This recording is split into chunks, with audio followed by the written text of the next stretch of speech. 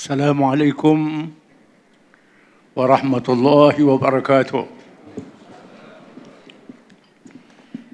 الحمد لله رب العالمين والعاقبة للمتقين ولا عدوان إلا على الظالمين، والصلاة والسلام على حبيبنا وشفيعنا وإمامنا وقدوتنا محمد إمام المتقين وقائد الدعاة المجاهدين وعلى آله وصحبه أجمعين والتابعين بإحسان إلى يوم الدين. أعوذ بالله من الشيطان الرجيم. وأن هذا صراطي مستقيما فاتبعوه ولا تتبعوا السبل فتفرق عن سبيله ذلكم وصاكم به لعلكم تتقون. Maka sesungguhnya inilah jalanku, Islam, jalan yang lurus. Ikutlah jalan ini, jangan kamu ikut jalan-jalan yang lain. Nanti kamu akan berporak-poranda, bercabai daripada jalan yang betul itu. Begitulah Allah berpesan kepada kamu supaya kamu bertakwa.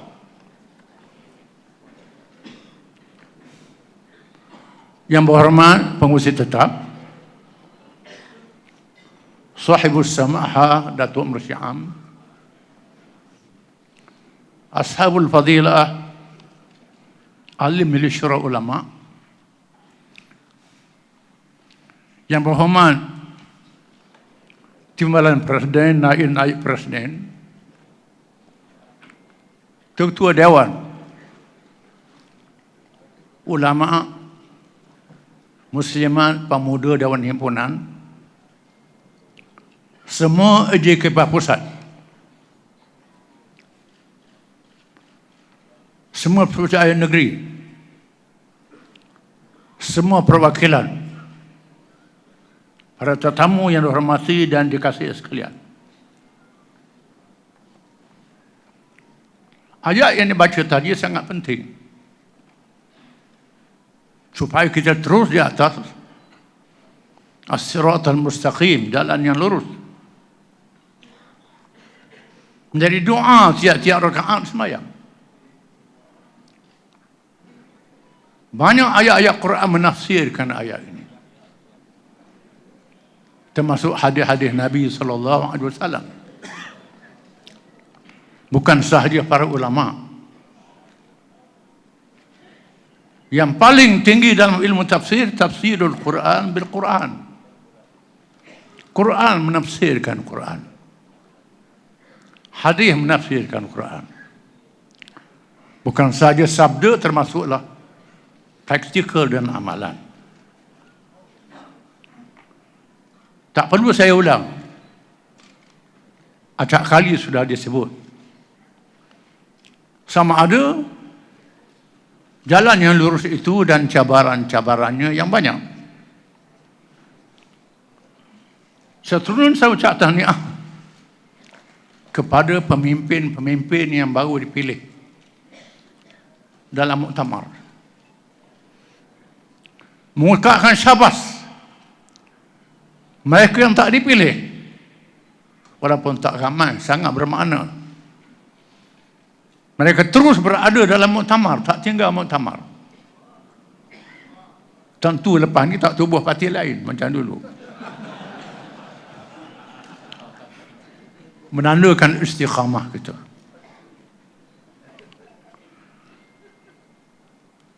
Menunjukkan PAS bukan parti hotel, parti tumpangan untuk menumpang. Oleh kerana cabarannya banyak, mereka yang tak menumpang, yang nak menumpang agak berkurangan. Tak adalah, insya-Allah. Bukan mereka yang datang bersama dengan kita, sangat-sangat dialukan. Sama ada golongan muda yang diperkecilkan. Quran menyebut sejak zaman Nabi, golongan muda ini yang ramai jadi pengikut Nabi. Mereka disebut oleh penentang Nabi masa itu, hum aradhuluna badiyar ra'i. Mereka orang yang hina, yang bodoh, dianggap bodoh. Mereka inilah yang melangsungkan perjuangan selepas Nabi wafat. Mereka sangat penting. Dialu-alukan juga tokoh-tokoh besar yang pernah jadi parti lawan kita, yang menyertai kita. Sangat bermakna. Nabi menyebut khiyarukum fil jahiliyati khiyarukum fil islami idza faqahu. Mereka yang terpilih, yang bijak ketokohannya di zaman jahiliyah, kalau bersama Islam tetap menjadi orang yang bermakna kepada perjuangan Islam. Bila mereka memahami perjuangan itu, dilaksanakan oleh Nabi SAW. Tokoh-tokoh besar yang menentang Islam di peringkat Makkiyah akhirnya bersama dengan Islam. Kita sekarang taklah sampai jahiliyah Mekah itu. Tokoh-tokoh yang terdiri daripada orang-orang Islam yang berpecah dengan kita. Bukannya jahiliyah. Cuma salah pendapat. Maka keadaannya lebih mudah. Kita wajib meletakkan tokoh-tokoh ini di tempat yang sewajarnya, insya-Allah.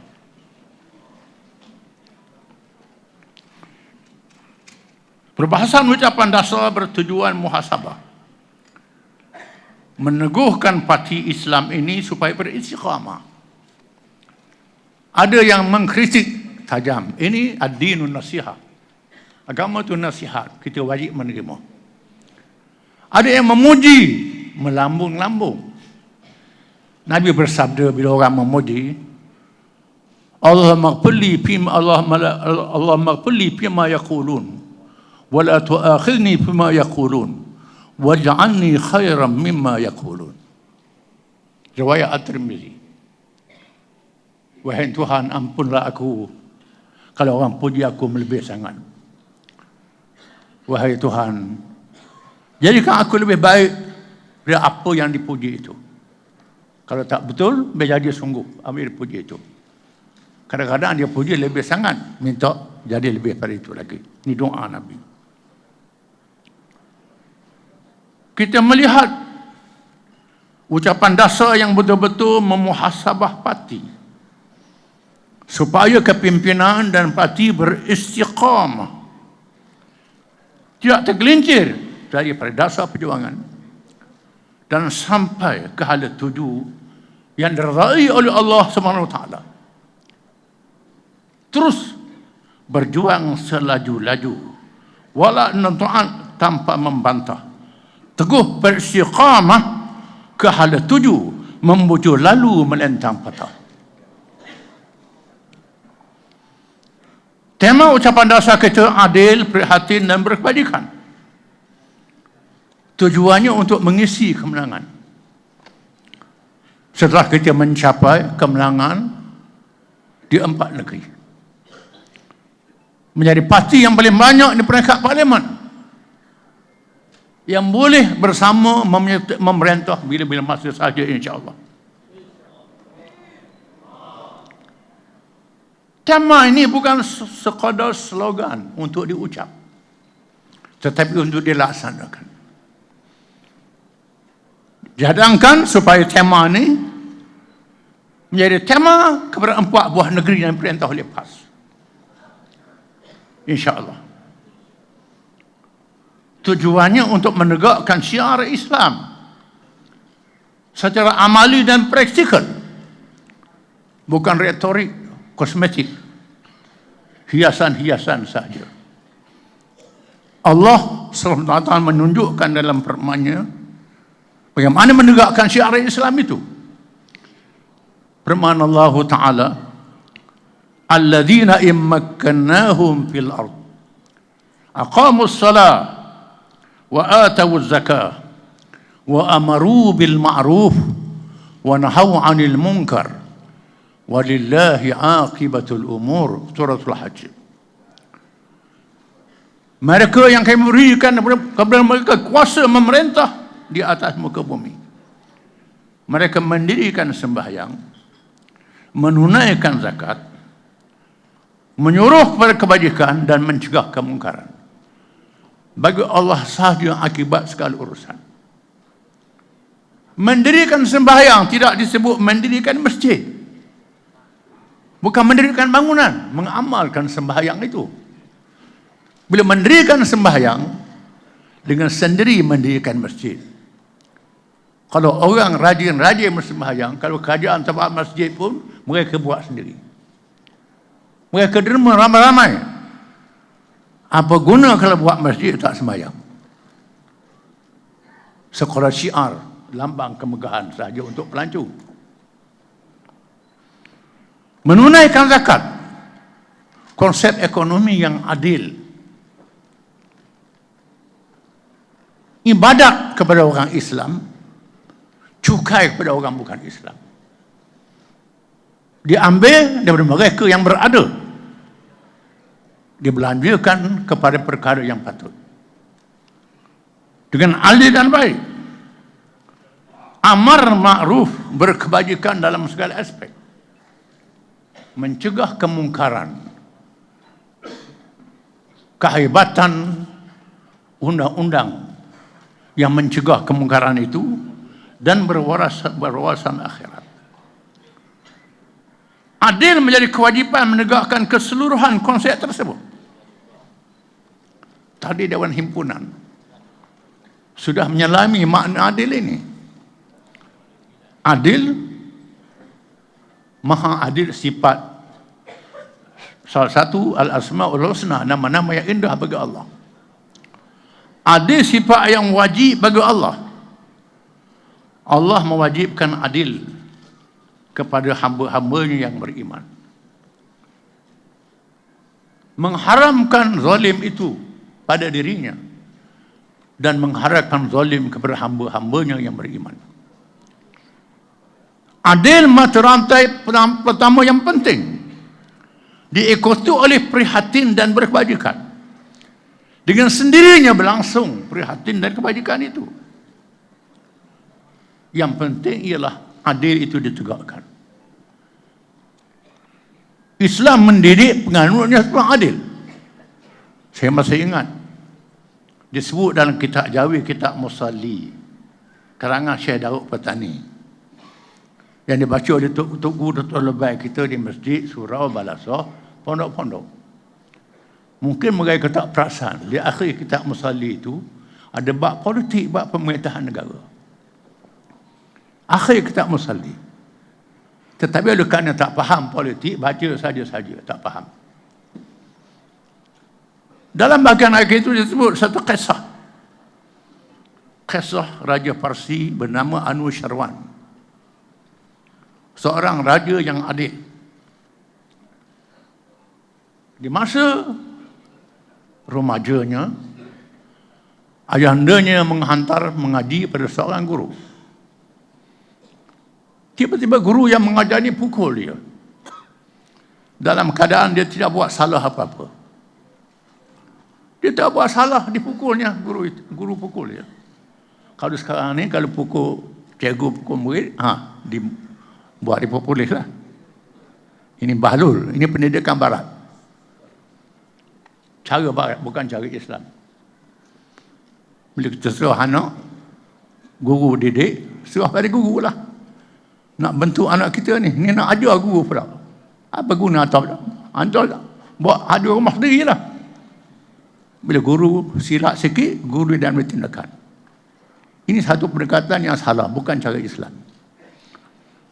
Dalam kisah ini, gurunya pukul Anushirwan masa dia mengaji. Bila dia jadi raja, Anushirwan panggil guru dia tu. Macam saya nak tanya cikgu, mengapa cikgu pukul saya? Saya tak ada salah apa-apa.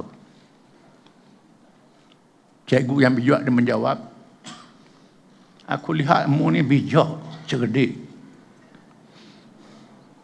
Aku harap mu jadi raja bila ayah mu mangkat meninggal.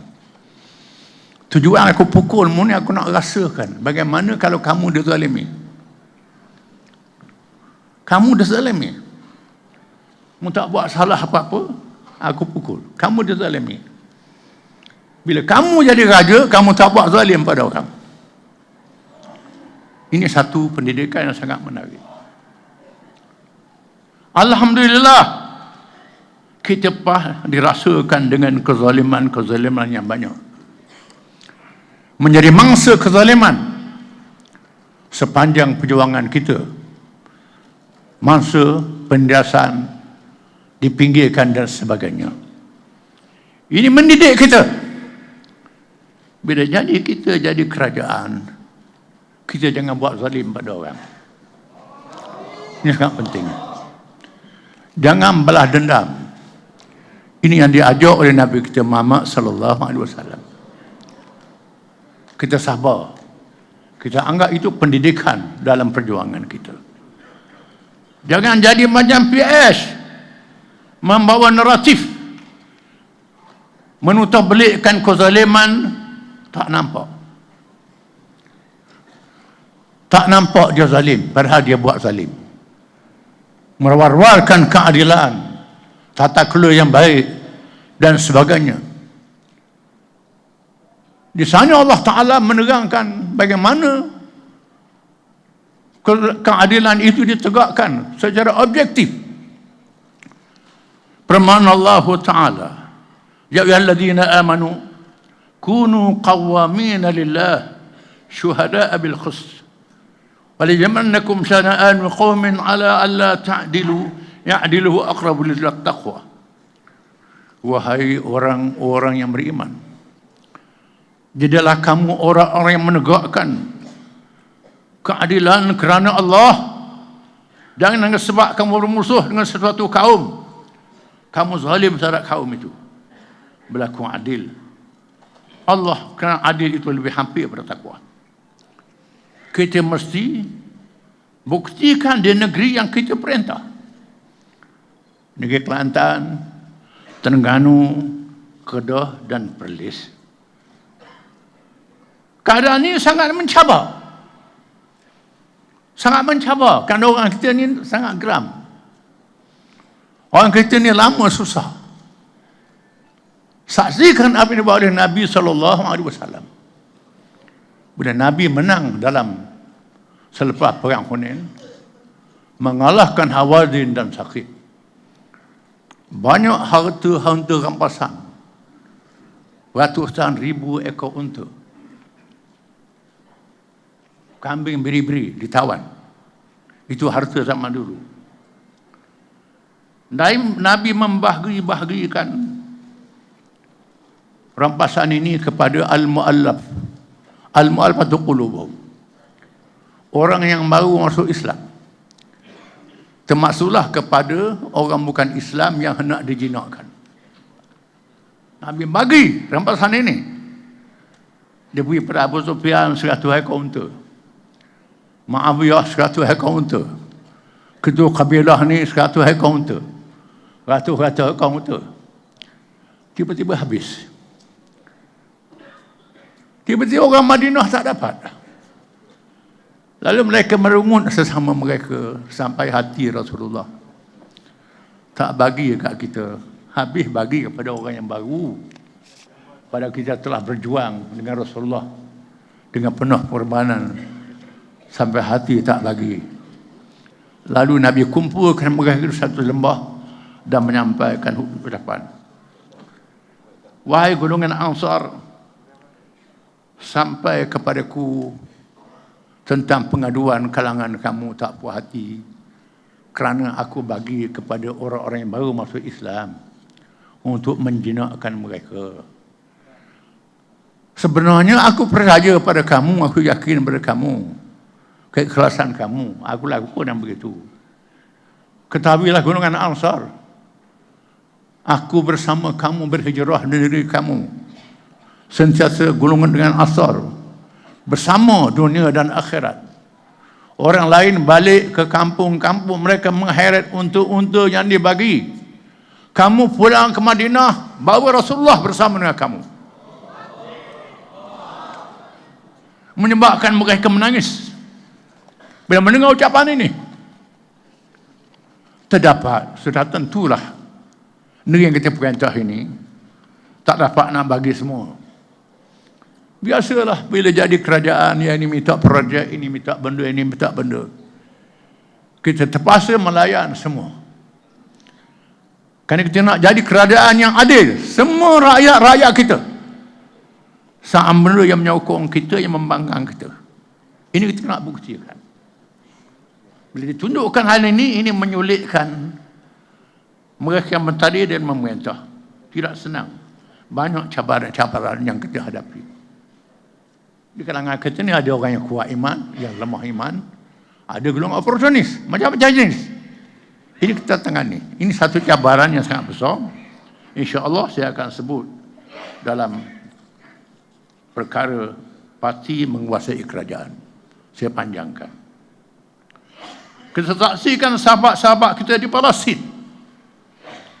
Kumpulan Islam.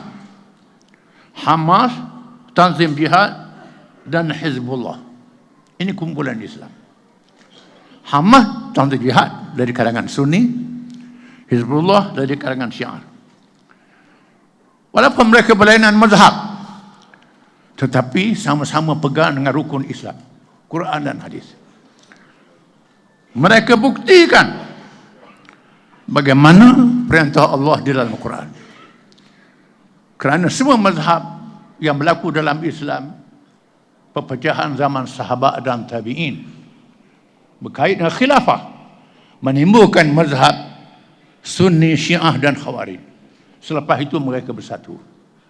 Kalangan mereka sahabat dan tabi'in, kemudian berlaku perpecahan yang hebat kalangan umat Islam, menyebabkan berpecah belaga antara satu sama lain.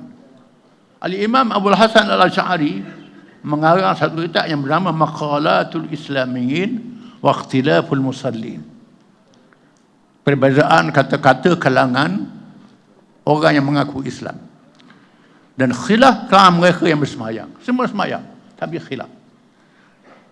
Berbalah antara satu sama lain. Sunni, Syiah dan Khawarij, kumpulan yang besar. Namun mereka bersama rukun ahli qiblah. Tak dinafikan di sana ada mereka yang tercecer kerana kejahilannya. Ini dalam umat, kerana kelemahan pengetahuannya, kerana terpinggirnya, yang perlu diselesaikan di kalangan umat, bukan menjadi sebab perpecahan. Alhamdulillah, menghadapi cabaran di Palestin, mereka bersatu, kumpulan ini. Mereka berjihad dengan membuktikan perintah Allah Ta'ala. وَقَاتِلُوا فِي سَبِيلِ اللَّهِ الَّذِينَ يُقَاتِلُونَكُمْ وَلَا تَعْتَدُوا إِنَّ اللَّهَ لَا يُحِبُّ الْمُعْتَدِينَ. Dan perangilah orang-orang memerangi kamu pada jalan Allah. Jangan kamu melampaui batas. Allah Ta'ala tidak mengasihi orang-orang yang melampaui batas. Dihuraikan oleh Nabi SAW, bila berperang tidak boleh membunuh orang tua, tak boleh membunuh kanak-kanak, tak boleh membunuh kaum wanita, tak boleh membunuh padri-padri di rumah-rumah ibadat, sami-sami di rumah ibadat, tak boleh musnahkan rumah ibadat sewenang-wenang. Ini perintah Nabi menafsirkan ayat tersebut tadi. Kita saksikan bagaimana kumpulan-kumpulan ini membuktikan perintah ini. Mereka menyerang sasaran tentera saja, tak menyerang orang awam. Ini yang berlaku. Berbeza dengan Israel, memerangi orang awam, bom tanpa mengira orang tua, kanak-kanak, wanita, termasuk hospital, dibom juga.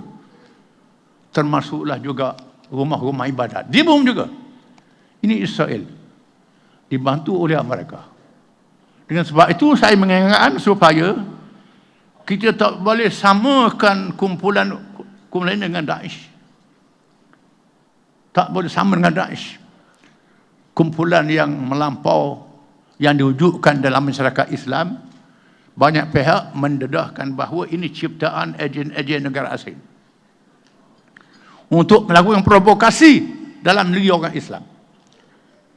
Kumpulan yang sedang berjihad Palestin sekarang, mereka menunaikan kewajipan yang betul-betul mengikut arahan Allah Subhanahu Wa Taala dengan cara yang seksama. Apa yang menarik, Israel digabungkan oleh kuasa-kuasa besar, merupakan peristiwa azab yang sama dengan Nabi SAW yang disebut dalam Al-Quran, hunalika ibtuliyal mu'minun wa zulzilu zilzalan syadida. Di sana bila azab datang mengepung Madinah, orang beriman diuji dengan sehebat-hebat, digoncang dengan goncangan yang sangat dahsyat. Bila berlaku azab, menyebabkan masyarakat Madinah berpecah. Yang pertama, golongan beriman yang sungguh-sungguh. Yang kedua, golongan munafik. Yang ketiga, golongan lemah iman dan bodoh. Ini wujud di Madinah, disebut oleh Quran. Yang beriman firman Allah Ta'ala, walamma ra'al mu'minun al-ahzab qalu hadha ma wa'adana Allah rasuluh wa sadaqallahu rasulah wa ma zadahum illa imanan wa taslima. Minal mu'minin rijalun sadaqu ma ahadullah alaih wa minhum man qada nahbah wa minhum man yantadir wa ma baddalu tabdila. Di kalangan mereka yang beriman itu ada orang yang iaitulah yang beriman bila melihat tentera azab datang, mereka berkata, inilah janji Allah dan Rasulnya. Tidaklah menambahkan kepada mereka malaikat keimanan yang lebih dan Islam yang lebih kuat. Di kalangan yang beriman itu terdapat orang-orang yang benar janji mereka dengan Allah. Ada yang mati syahid, ada yang menunggu giliran untuk mati bila masa sahaja, dan mereka tidak ubah janji terhadap Allah. Ini yang pertama. Yang kedua, golongan munafik yang ada di Madinah. Wa idh yaqulul munafiqun walladzina fi qulubihim maradun ma wa'adana Allah wa rasuluhu illa ghurura.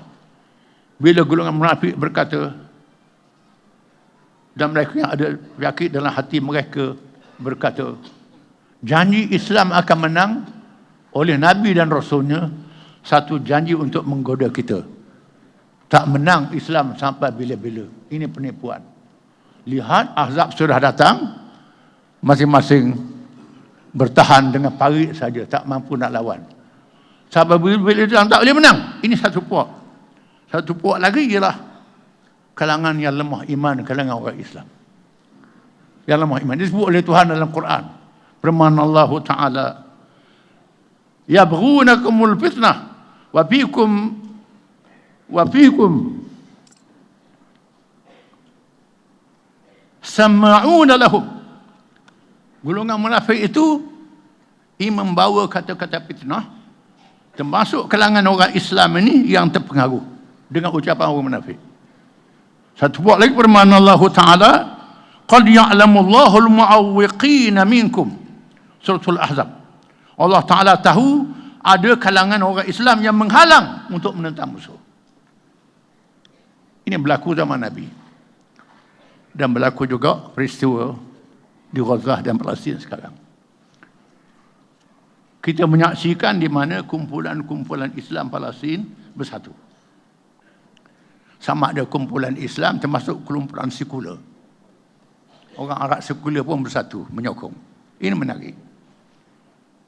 Negara-negara Arab juga kelihatan mula nak bersatu. Termasuk negara-negara umat Islam, hanya segelintir saja. Termasuk negara-negara Amerika Latin juga menyokong Palestin. Ada yang putus hubungan diplomatik dengan Israel, yang halau dari Israel. Ini sangat menarik. Ini berlaku macam zaman Nabi.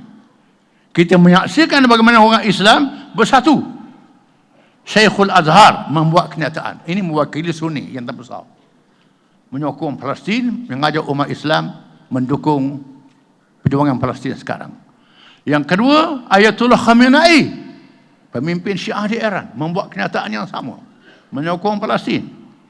Ketiga, Ahmad Khalili, Mufti Oman, mazhab Ibadi Khawarij, menyokong Palestin juga. Terdapat kalangan segelintir orang Islam, ustaz-ustaz, tak tahu ustaz jenis manalah, tak boleh sokong kerana mereka ni ada Syiah di dalam, ada Khawarij di dalam. Ini golongan yang disebut oleh ayat-ayat tadi. Kita menyaksikan Allah Ta'ala mendedahkan kepada kita. Apa yang berlaku sekarang? Yang pertama, diucap oleh Nabi SAW, La tazalu ta'ifatun min ummati ala al-haqqi zahirin la yadurruhum man khalafahum illa ma asabahum min la'wa wa hum ala dhalik hatta yatiya amrullah. Masih ada kalangan umat aku yang bangkit menegakkan kebenaran Islam secara nyata. Tidak boleh dimerodatkan oleh orang yang menyalahi mereka, tak sokong mereka. Mereka ditipu oleh sedikit kesusahan. Sedikit kesusahan. Kemudian mereka meneruskan perjuangan sehingga datangnya kemenangan dijanji oleh Allah. Sahabat tanya, man hum ya Rasulullah? Siapa mereka? Nabi kata, hum ashab Baitul Maqdis wa akna fi Baitul Maqdis. Mereka ialah penduduk Baitul Maqdis dan keliling Baitul Maqdis. Keliling Baitul Maqdis. Penduduk Baitul Maqdis ialah orang Palestin. Keliling Baitul Maqdis ialah Mesir, Jordan, Lebanon, Syria dan lain-lain. Ini aknaf Baitul Maqdis bersama dengan mereka.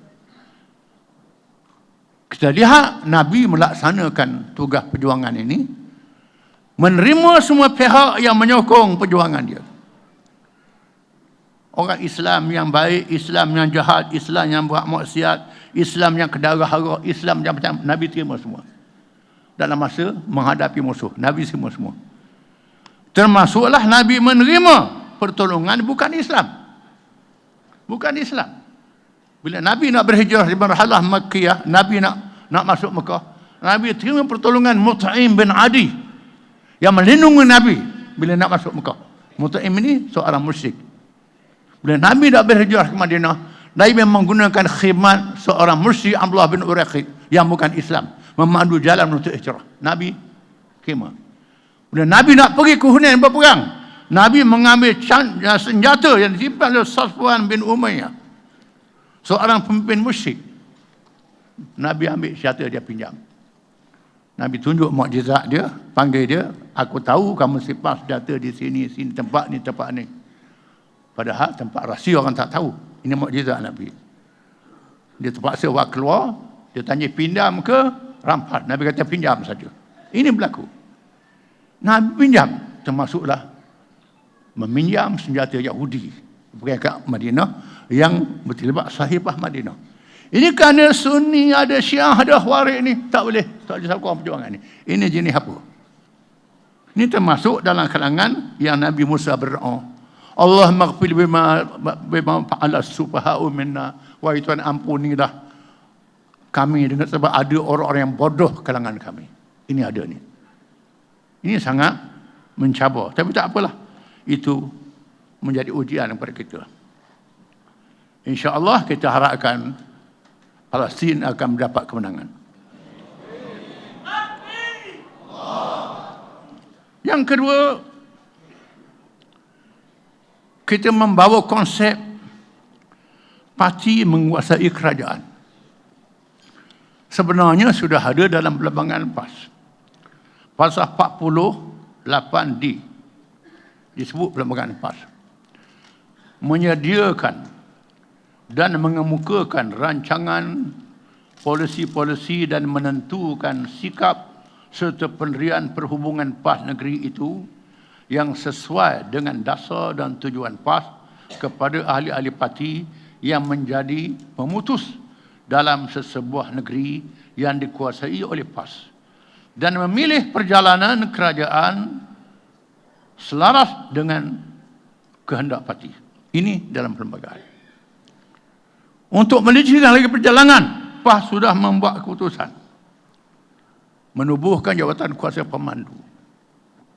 dianggotai oleh pimpinan pusat yang ada kebolehan khusus dalam dewan harian, dan dijemput tokoh-tokoh yang kita pilih untuk memandu kerajaan negeri. Yang kedua, Menteri Besar menyertai Dewan Harian. Dewan Harian ini sepatutnya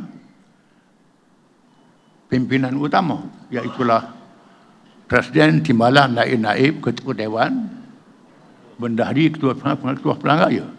Tapi sekarang kita buat keputusan Menteri Besar ni hadir dalam mesyuarat Dewan Harian. Dia kena hadir, tak boleh tak hadir. Kemudian yang ketiga, parti membantu kerajaan. Kita harap parti membantu kerajaan. Jangan jadi pembangkang. Ada orang kata tak sedar, dia jadi kerajaan dah jadi pembangkang juga. Dia orang parti.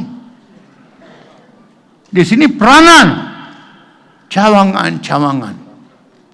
Bukan sahaja menjadi cawangan parti, cawangan membantu kerajaan. Ahli membantu kerajaan. Kalau ada kelemahan-kelemahan, jangan menumpang untuk menjatuhkan kerajaan. Jangan tebuk bahtera. Tak boleh. Tak boleh. Nabi sebut dalam satu hadis, disebut dalam Riyadhus Salihin, Nabi kata, laksana orang yang berkuasa menjalankan tugas kalangan kamu dengan orang yang berada di bawahnya, laksana mereka yang diundi dalam sebuah bahtera. Ada yang berada di atas kapal, yang berada di petak bawah. Tiba-tiba mereka yang berada di petak bawah itu mahukan air dengan cepat. Kalau mereka biarkan mereka mahu air cepat, ada yang mencadangkan tebuk kapal dengan kapal. Tebuk kapal dapat air cepat. Kalau dia biarkan mereka tebuk kapal, kapal tenggelam, semuanya habis. Kalau dihalang mereka yang nak tebuk kapal ni supaya bersabar, akhirnya dapat juga air walaupun makan masa. Kapal tak gelam, semuanya selamat.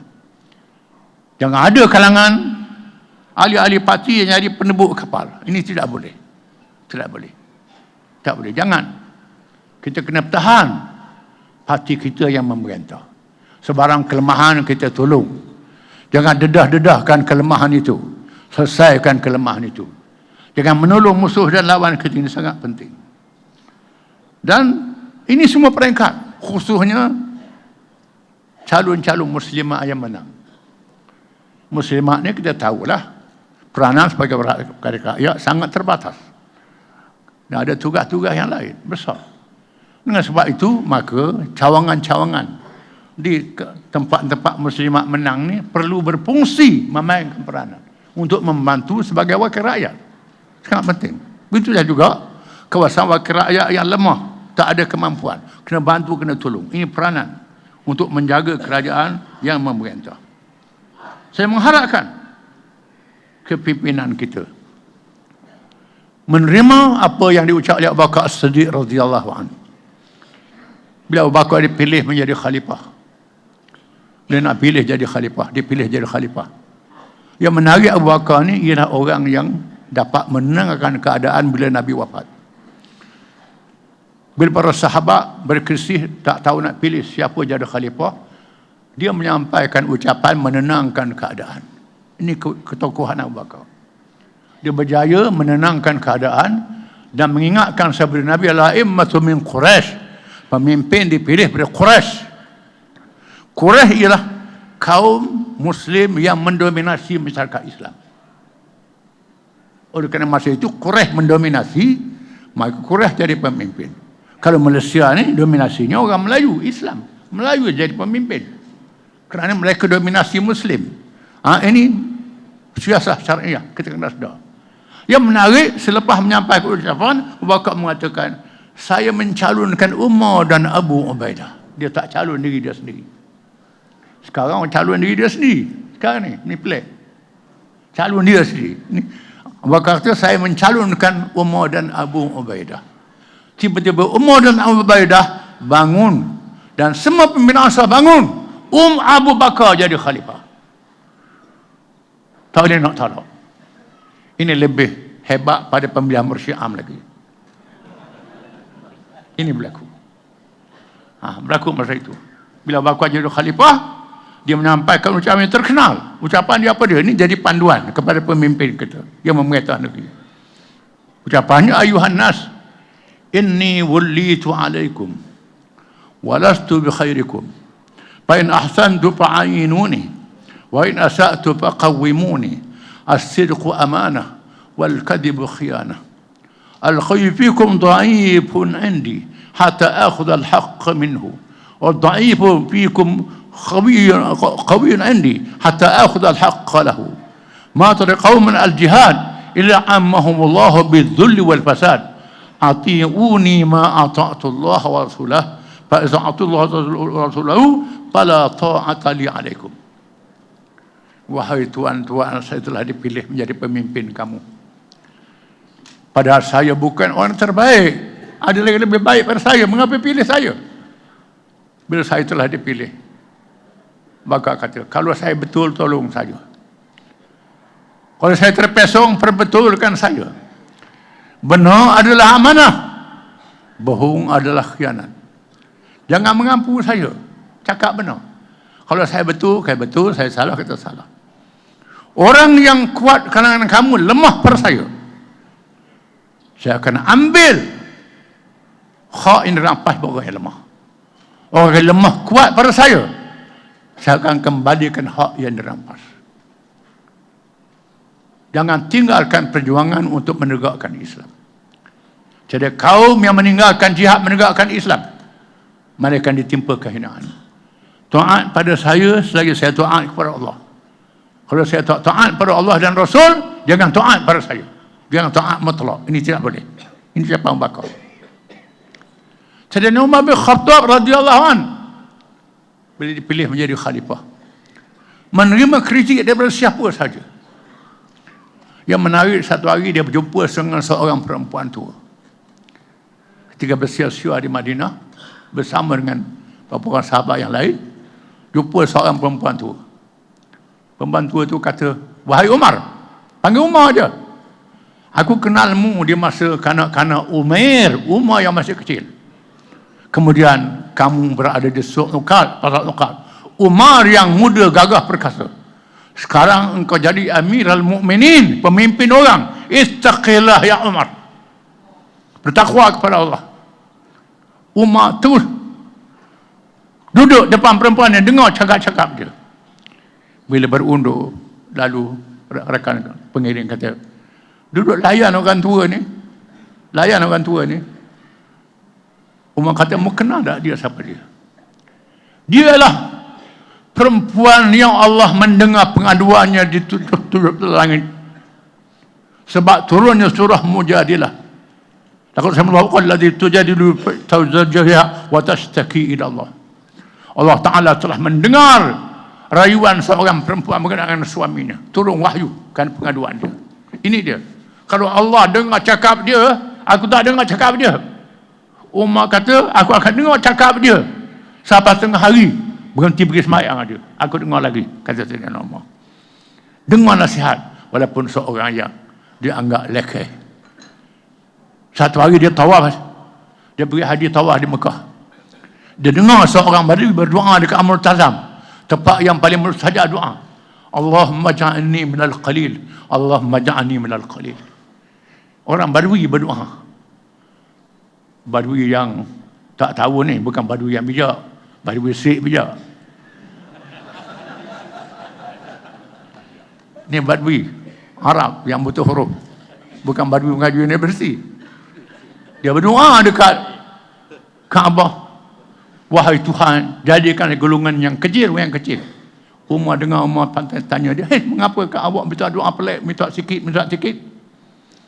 Dia kata, wahai ini, dengar tak firman Allah Ta'ala, wa qalilun min ibadi asyakur. Sedikit saja kalangan hamba-Ku orang yang bersyukur. Orang yang syukur sikit, yang sabar ramai. Bila kaya jadi pemimpin, banyak yang tak syukur mereka. Ini je, sikit saja. Dan sebab itu saya ulangi mursyidaan sebut. Pemimpin kena rapat dengan ulama yang menasihat dia. Ulama dengan jadi pengampu. Berlaku zaman Khalifah Harun al-Rashid. Harun al-Rashid, khalifah yang terkenal. Zaman Abbasiyah yang membawa tamadun Islam. Kalau kita baca dalam buku bacaan masa sekolah Melayu zaman penjajah dulu, Harun al-Rashid ini seorang khalifah yang bodoh ditipu oleh Abu Nawas. Saya dah baca cerita tu. Dia seorang khalifah yang hebat zaman Abbasiyah. Bila dia pergi haji, dia minta bawa dia mengunjungi ulama-ulama. Diiringi oleh Perdana Menteri dia Yahya bin Khalid al-Barmaki. Cari ulama terkenal di Mekah. Pergi rumah orang alim ni, ketuk-ketuk pintu, siapa Amirul Mukminin. Lalu buka pintu, layan, sambut dengan meriahnya sebab khalifah yang datang. Hidang jamuan begini-begini. Lepas tu Harun Rashid bagi sumbangan, dia terima sumbangan. Tak ada apa-apa, mengalur-alurkan begitu saja je. Pergi rumah ulama yang kedua, begitu juga. Bila pergi rumah Fudail bin Iyad, seorang alim sufi yang terkenal, juga alim fiqh, bukan sufi saja. Bila pergi rumah Fudail bin Iyad, dia beritahu siapa datang. Ini Amir Mu'minin Harun al-Rashid. Dia terus padamkan pelita rumah dia. Dia padamkan pelita. Bila khalifah datang, Harun al-Rashid pun masuk dalam rumah, gagal. Cari, pegang dia. Oh, alangkah lembutnya tangan ini. Dimemangi tangan ni jadi ahli neraka. Kerana lembut sangat. Kemudian dia nasihat, wahai Harun, bertakwa kepada Allah. Lakukan keadilan. Jangan terpengaruh dengan pengampu. Pengampu dia kamu masuk neraka. Orang keliling kamu. Lalu Perdana Menteri kata, janganlah banyak sangat kata khalifah ni. Fudail kata, orang macam ni lah yang merosakkan khalifah. Ini berlaku Fudail bin Iyad. Kemudian lepas tu khalifah nak bagi sumbangan kepada dia. Dia kata, saya dah ada duit, beri pada orang lain yang memerlukan. Harun Rashid keluar. Dia kata, inilah yang aku nak cari ulama yang dapat menasihat aku. Ini penting. Nasihat dan berani sangat penting. Seterusnya, dalam menegakkan keadilan, kita menghadapi satu cabaran yang hebat. Kezaliman yang mencabar undang-undang syariat. Syariat yang telah dilemahkan di zaman penjajah. Penjajah dah lemahkan hukum syariat, lemahkan pejabat agama, lemahkan enik maupun masyarakat. Tiba-tiba menjadi sasaran untuk dicabar. Ini sangat bahaya, menguji kita semua, menguji umat Islam. Syariat Allah tidak boleh dicabar kerana punya immunity, kekebalan. Ini firman Allah Ta'ala, wa ma kana mu'minun wala mu'minah idza qada al-amru wa rasuluhu amran an yakuna lahumul khiyaratu min amrihim. Tidak harus bagi seorang lelaki yang beriman, seorang perempuan yang beriman disebut lelaki dan perempuan serta perinci. Bila Allah dan Rasul memutuskan sesuatu perkara lalu dia membuat pilihan yang lain, tak boleh sekali-kali. Bila sudah ada nas Quran dan hadis, ijtihad ulama boleh dibahas. Ini cabar mahkamah syariah secara dasar. Ini sangat bahaya. Mencabar Allah, mencabar Rasul, mencabar raja-raja yang menjadi ketua agama. Sedar kerana ni mencabar umat Islam. Kalau di masa dulu kita saksikan hakim termasyhur, ilmuwan yang tersohor melayani perkara ini dengan bijaksana, Profesor Ahmad Ibrahim almarhum sebagai contoh, ilmuwan dapat mengira satu peruntukan bagaimana nak memperasakan syariat. Profesor almarhum Tun Saleh Abbas, almarhum Tun Hasim Yub Sani, almarhum Harun Hashim dan Tun Fairuk yang masih ada.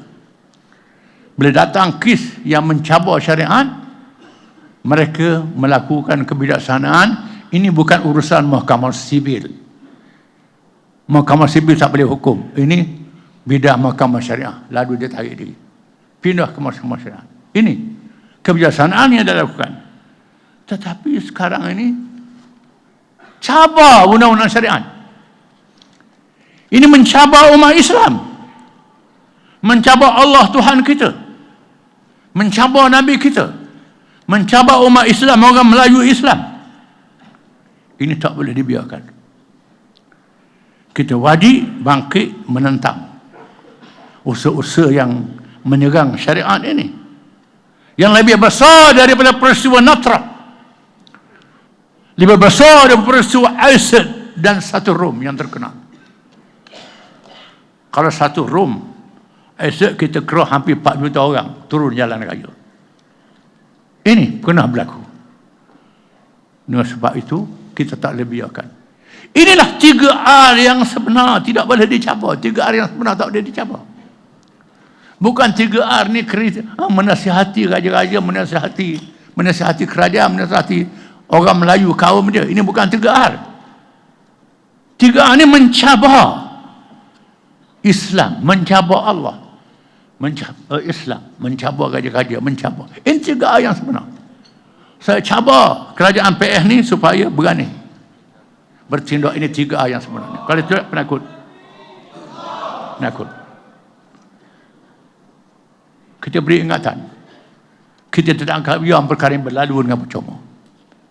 Ini peringatan kita. Kita biarkan. Bagaimana nak bertindak? Tunggu dan lihat. Dan seterusnya, kita mesti mempunyai persediaan sekadar kemampuan kita untuk menghadapi pilihan raya yang akan datang. Firman Allah Ta'ala, wa'iddu lahum mastata'tum min quwwah. Bersedialah kamu sekadar kemampuan kamu dengan kekuatan. Allah Ta'ala memerintah kita menyediakan kekuatan sekadar kemampuan. Kemampuan kita setahap mana dengan ikhlas. Bukan mesti sama dengan musuh. Allah Ta'ala maha mengetahui harta kita tak sama dengan harta lawan kita, musuh kita. Allah Ta'ala tahu alat kita tak sama dengan mereka. Allah Ta'ala tahu jumlah kita tak sama dengan mereka. Tetapi kalau kita buat persediaan sekadar kemampuan yang ada pada kita, selepas itu pertolongan Allah yang menentukan kemenangan kepada kita. Zaman Nabi dahulu pernah, bila Nabi menganjurkan derma pada perang Tabuk yang terkenal, orang kaya beri sebanyak-banyaknya. Ada orang miskin beri seraup buah tamar, segenggang buah tamar. Puak munafik memerlikan dengan segenggang buah tamar nak jatuhkan kuasa besar. Segenggang buah tamar saja Allah Ta'ala sebut dalam Al-Quran. Alladzina yamizul al-mutawwi'in, orang yang melekeh-lekehkan orang yang beri sumbangan yang kecil. Allah Ta'ala beri pahala yang besar kepada mereka. Semangat, tenaga, jiwa raga mengikut kemampuan masing-masing. Jangan sembunyikan kemampuan kita. Kemudian uslub polisi dan dakwah yang bijak. Ada uslub al-hikmah. Yu'til hikmatan man yasha wa ma yu'tal hikmata faqad utiya khairan katsira. Allah Ta'ala beri kebijaksanaan pada siapa yang dikehendaki. Barang siapa diberi kebijaksanaan, dia beri kebaikan yang paling besar, yang paling baik sekali. Gunakan kebijaksanaan, uslub politik dan dakwah kita. Nabi sebut al-hikmatu dhallatul mu'min. Kebijaksanaan barang tercek punya orang Islam, ambil daripada apa sahaja caranya yang halal, yang baik, media dan sebagainya.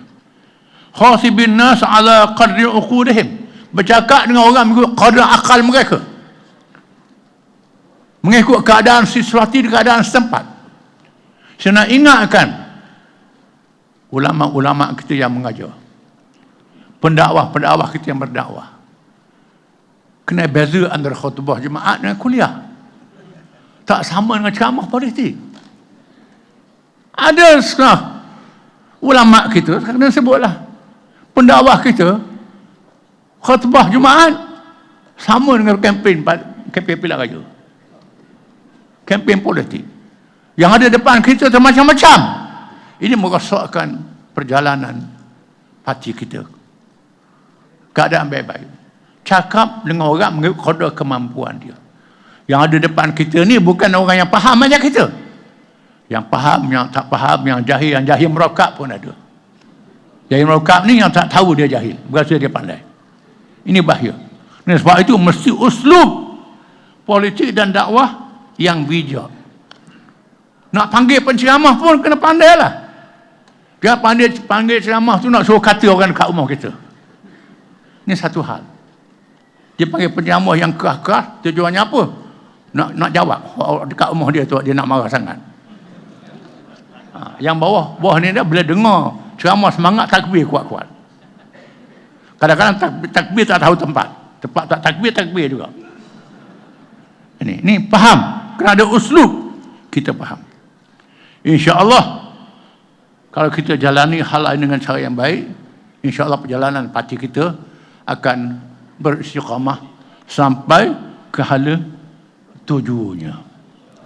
Akhirnya saya ucapkan terima kasih kepada semua yang telah menjalani muktamar ini dengan sebaik-baiknya. Semua yang membantu, yang menolong sehingga muktamar kita selesai, yang hadir sehingga tamat muktamar dengan penuh meriah. Sangat menarik, bukan macam muktamar dulu. Bila akhir-akhir ini banyak dah yang balik. Ini penuh dewan kita nampak ini. Sangat menarik. Dan saya hadiahkan dengan pantun, pengurusi tak perlu jawab. Persidangan berlaku menempuh sejarah. Selamat pulang dengan selamat. Sedia berhimpun bila kita bersidang sehingga tamat. Persidangan berlaku menempuh sejarah. Selamat pulang dengan selamat. Sedia berhimpun bila dikrah. Takbir. Sekian. Siruanglah barakatillah. Wassalamualaikum warahmatullahi wabarakatuh. Takbir. Takbir. Takbir. Takbir. Takbir. Walillahilhamd.